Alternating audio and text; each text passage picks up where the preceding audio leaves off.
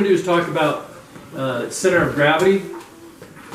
The center of gravity, does anybody know where the center of gravity is in your body? Like, where is your personal center of gravity? Throw it out there. Just below the navel. Nailed it. Boom. Gold star, second donut for that guy. That's just about right. If you look at the pelvis like this, like a bowl, it's about right in the middle of the pelvis. Now, that's where it should be. Sometimes, in some of our residents that have different types of soft tissue, if you know what I mean, the center of gravity changes a little bit. So you have to be kind of careful about that. Now, the reason I bring that up is because you need to take your center of gravity and put it as close to the resident or the patient or the client that you're working with. The closer your two center of gravities are, the easier the transfer is going to be, both biomechanically and physically. It's going to be easier, okay? There's several ways to do stand pivot transfers. I'm going to show you a couple different ways. And I want you guys to know that you don't have to do it exactly like me. It just depends on how comfortable you are. But there's some things to keep in mind. One is what I already said, is we have to get our center of gravity approximated to our client. So Rosa's sitting here like this. Her center of gravity is over here. If I'm standing up, my center of gravity is up here. So I need to lower my center of gravity to approximate. Now we can't always do that. You're kind of a tall guy, so you're gonna have to stand with your legs a little wider apart. And then you do have to kind of, I hate to say this, it sounds kind of funny, kind of have to stick your butt out a little bit, right? And I'm going to show you in a minute, but the reason I'm kind of laughing is because when I was training people at the hospital, I had a guy that was about 6'6", and I was teaching him how to do it right. And he would have to stand like this and stick his butt out like this. And it was kind of funny to see him standing there getting ready to move a patient because he was so big with his butt sticking out. Anyways, we made nice jokes and things like that. But it feels kind of funny, but it's the proper way to do it. And it's the way that you should learn how to do it properly so you don't hurt yourself, okay? So we're going to start. I'm going to show you first on how we're going to do it with Rosa. And then we're going to transfer here, and back. I'm going to do it in real time, and then I'm going to slow it down a little bit so you can see. And I know my back is kind of to you, but you can kind of get the idea. And as we go along, if you have questions, just throw it out there. It's really informal, okay? If you say, what about putting your leg here or putting your leg there, okay? Whatever you have questions about. For my personal way, the way that I like to do it is I would stand with my legs on the outside of her so I can keep control of her legs like this, okay? So her legs will be in between mine. Then I'm going to reach behind her back like this. I'm going to have her try to, if she can assist, to hold on to my arms, not around my neck. I know that all of you have seen people do that where they, around your neck, and you might be able to get away with that for a little while, but you might not, and then you hurt your neck, and then you hurt your back. It's not the best practice to do it that way. I'll show you. The other thing is that I mentioned to the group this morning is, let's get to know, are you nervous? No. Okay. Is to get to know your resident, your client. When you're here at a facility, everybody kind of gives a report, right? You know who's, Mrs. So-and-so, she can't really help or she can't hear. We have to know these things. So I always talk to my clients and I find out what they're physically able to do, because if they can help you, that's great. And rather than you just lift them and find out later they can help you. You're like, dang it, I just worked, sweat's dripping down, and they could stand up by themselves. So we have to assess that, right? We worked together on a couple cases where we really had to sweat, didn't we? So well, Nevers was one. Yeah, so sometimes, even we have the best plan, but sometimes you just have to lift them. I mean, it's hard.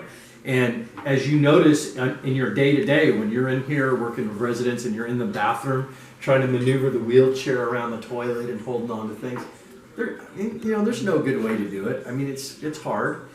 That's why it's important to have equipment that comes apart. Like you can take the leg rests off, you can take the arm rests off, things like that. And sometimes you're thinking, man, if this just wasn't in the way, but it is. The other thing is, when possible, move the bed. I know it's harder to undo the brakes, move the bed, put the brakes back on. Sometimes those arms don't come off the chair. Yeah, so we talked about that this morning, and boy, if you can find one of those wheelchairs like that, let's see if we can put it out to pasture, because those things are old. But most of them now come standard with everything's removable just for that reason. But the old-fashioned way, these things are screwed on. But the point is, when you're in a facility, if it does take you a little bit of extra time to move a bed or to move something out of the way. Do it because it's your back, right? At the end of the day, it doesn't matter if you're working for somebody or by yourself, you're going to be laid up and your back's going to be hurting. Take that extra time to do it, okay?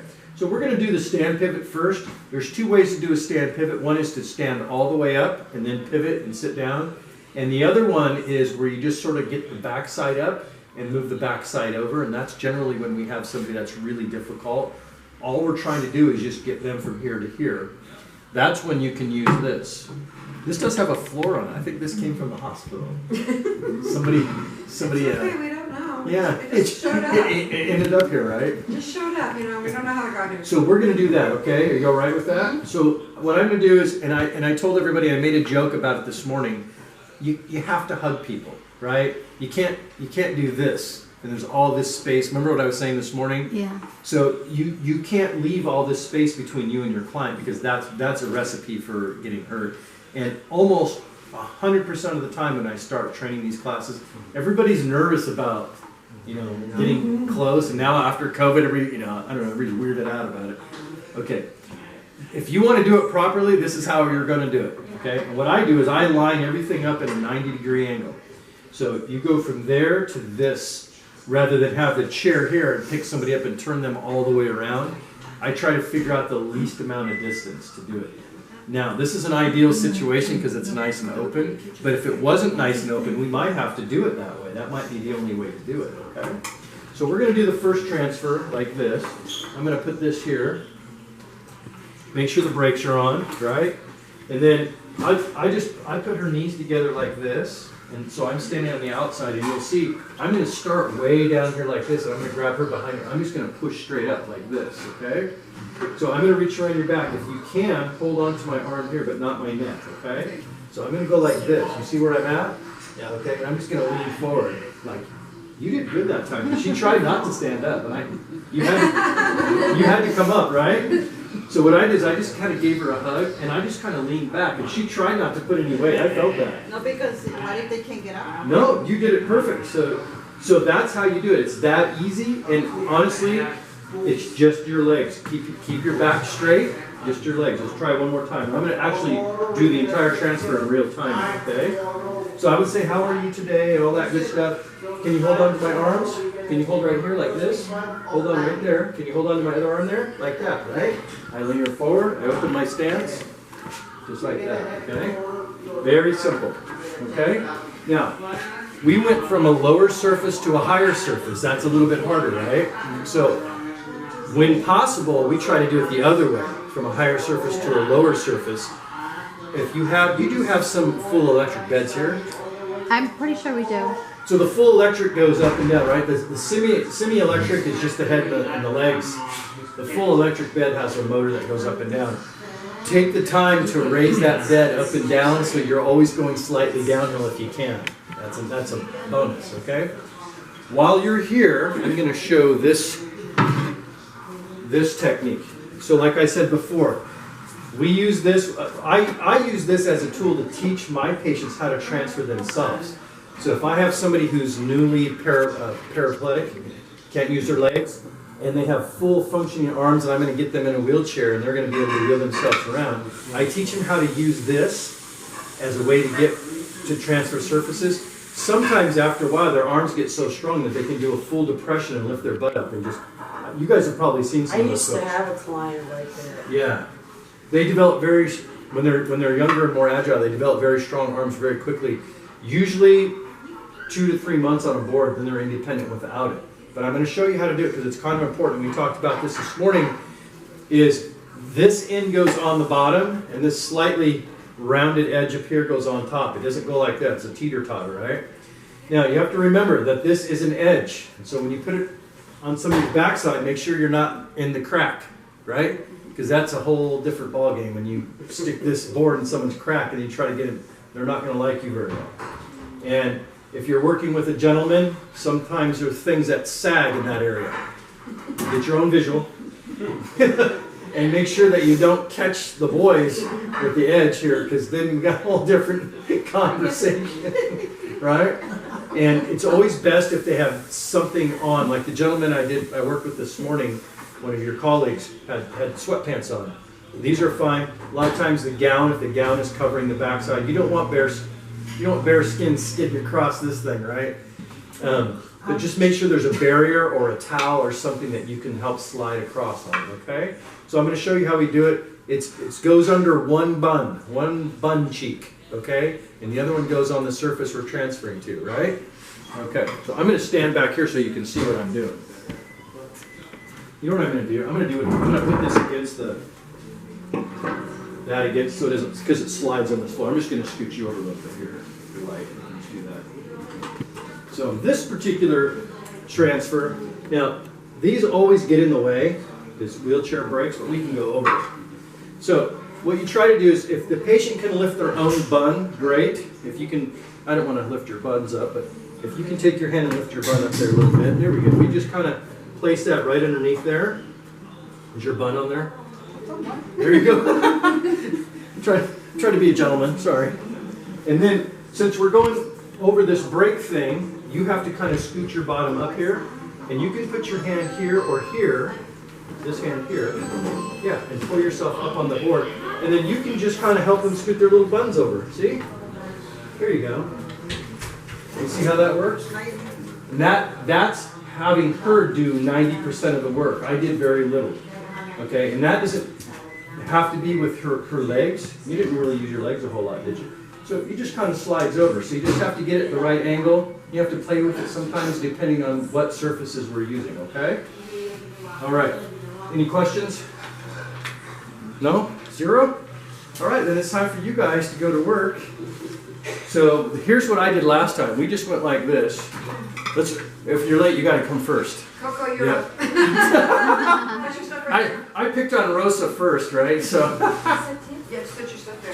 so Rosa, I'm going to have you transfer Coco. Coco, and then we're going to do this. So you transfer Coco to that chair, and then when you're sitting in that chair, okay, then we'll just go this way around, and everybody just take a turn. Yeah, just like that. No, so I want you to transfer Coco. The first thing we did? Yes. With the- I mean, if you want to use the board, you can use the board, or you can do the stand pivot. Because we're here to practice whatever you want to practice. If you want to practice with the board, we'll use the board. If you want to just do the stand pivot, we'll just do the stand pivot. You guys tell me what you I'll guys. use the board. You want to use the Yeah. board? Okay. So when you use the board, you have to do a little bit explaining. So right now, remember what side goes up? So this is the flat side, so that stays down. And this one, and then you just have to make sure. So Coco's sitting kind of far back in the chair, so you'd want her to scoot forward.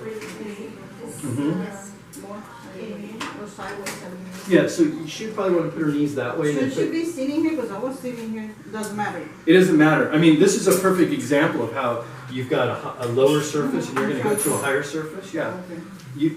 You probably want to try to move her legs that way and put her bottom at sort of an angle, okay? And then if you can ask your client or your resident if they can kind of lift their buns up. Yeah, so you probably want to scoot forward just a little bit. Like scoot your whole body forward this way. Here. Scoot, yes. Yeah. It's like that. Okay. And this part also. Yep. So yeah. Is it because you can help yourself? She didn't see. She didn't see what we did. Okay. You want to do it again? You want me to do it? Because Okay. she didn't see. She walked in. Okay, so what we're trying to do is, this goes under one of your butt cheeks, okay? So she's going to try to place it under your butt cheek, okay? Go right ahead. Can you Don't be help shy. yourself? See what happens when people come in late? Yeah. Okay, Sit 'em. and then there you go. What you want, hold on, before you go anywhere, she did all the work, that was awesome. I was going to tell her. Because I do it, so is my client. So what you want to do, go ahead and sit back down on the board. You want to be over here and just help her with her, yes. So okay. And then he said you can hold on from it too. Yeah. Like you can hold it. Yeah, but see, so look at, time out right here. So see, look at your body mechanics right here. So we're going to do a timeout. You got that on video. Okay, Yeah. so let me show you. This is why we're doing this, because you're doing this. Look, you're doing this. Okay? You need to